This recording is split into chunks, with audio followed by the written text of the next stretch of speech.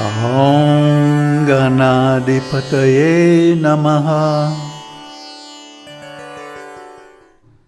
Namaste.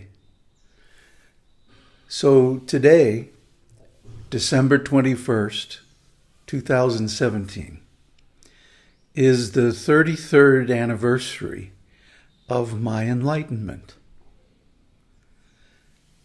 Now, I've told this story before several times, so I'm not going to tell it again in detail. But basically it's very similar to the story told by Osho Rajneesh about his enlightenment at age 21. Well, it took me a little longer. But let's just say the first path experience is always very dramatic and amazing, overwhelmingly powerful. But it's only the first path. A lot of people get hung up on this and they think, oh, now I'm enlightened, whoopee, and they go off to conquer the world. Osho did. And I started to, but I was more fortunate. I got slapped down right away. And I went back to the drawing board, and I continued to do sadhana for many years and eventually reached fourth path about 2 or 3 years ago. So as far as myself, I have nothing to worry about, nothing to complain about either. But I'm concerned about you. Why? Because even after all these years of making videos and giving really good spiritual knowledge, nobody has come forward to become a disciple. I'm sitting here all by myself, just me and God. And I've looked into this. Now, astrologically, of course, it's because I have Saturn and Pluto both retrograde in the 5th house of partnerships. So, if you know anything about astrology, that means that my social or societal rewards are delayed. And there's also a good deal of condemnation and blame from groups and society. And sure enough, right from the beginning of my life, I was rejected by my family because my mother had me outside of her marriage life. She met this really cool multiracial international boyfriend and ran away from her husband, who was telling her that he wasn't going to have sex with her because she had a heart murmur and that she could die in labor. But she wanted to have a baby. She was divinely inspired to have a baby. So she became a tantric priestess and performed a ceremony to bring in a siddha into the world. The only thing is, I was born under an asterism that makes me socially very undesirable for some reason, for most people anyway. So that's how it looks astrologically. But how does it look socially? Well, my first career was as a composer, and I composed music for TV and films and like that. So later on, when I got into spiritual life, I started composing spiritual music based on the Gaudiya tradition, which was where my Adi Guru came from, the Bengali tradition, which is very beautiful and operatic and dramatic and very saturated with bhakti. But I never became popular, even though my work was of highest quality. I mean, after all, I have a conservatory degree in composition.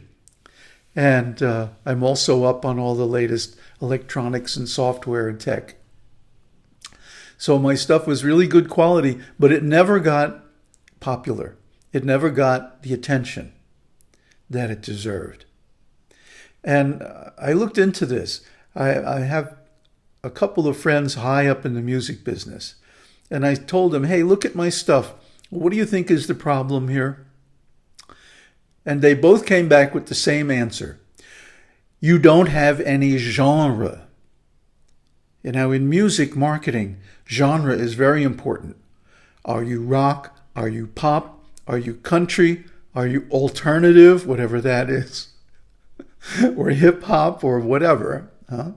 Classical. All of those influences show up in my music. It's a little jazzy, it's a little rocked out, it's a little classical, it's a little this and a little that.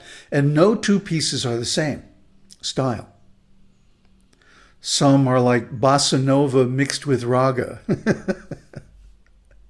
And some are like abstract sound design, and so on and so forth. So my stuff doesn't fit into any genre that's like a recognized marketing image. So this made it very hard for people to like my music or buy my music or develop a taste for it, because people today shop for music by genre. And the same thing is going on socially. Why aren't I a member of any spiritual group? Because, frankly, I'm too big. I don't fit in their narrow little genres. For example, the classical Vedic types, which I like very much because all their stuff is grounded in the scriptures and Sanskrit and good philosophy and reasoning and so on. But they won't accept me because I'm too radical. I investigated Tantra and things like that, Shibari and so on. Then they don't like that. They can't fit that in their narrow little genre. Well, then what about the radical Tantrika types? Well, they don't like me because I have this background in classical Sanskrit. And I'm always going, wait a minute, what scripture did you get that from? Can you give me a quote? How about a citation? They don't like that. So I don't fit in their little narrow genre. Okay, well, what about my Adi Guru, his society? Well, I don't fit there either because I investigated things like Buddhism and Advaita philosophy, which to them is the enemy, you know. Poor babies. So I don't fit in their little narrow thing either. And the same with the Buddhists. I don't fit theirs because I was spent 30 years as a disciple of a Vedic guru. And what about the Advaitins? Well, the Advaitins, especially the Neo-Advaitins, don't like me because I keep pointing out the shallowness of their arguments and their realizations. They don't want to accept any Vedic authority, yet they want to get the benefit of the highest Vedic philosophy, and so on and so forth. I don't fit in anybody's little box. I'm too big. So then people have a hard time to recognize me, approach me, and understand me, because I can switch from one sentence to the next. I can switch from my experimental apophatic anti-fragility to classical Vedic puja, from one sentence to the next. So how are they going to classify what I'm saying? How are they going to create a context where they can understand what I'm saying? It's too big. It's beyond their reach.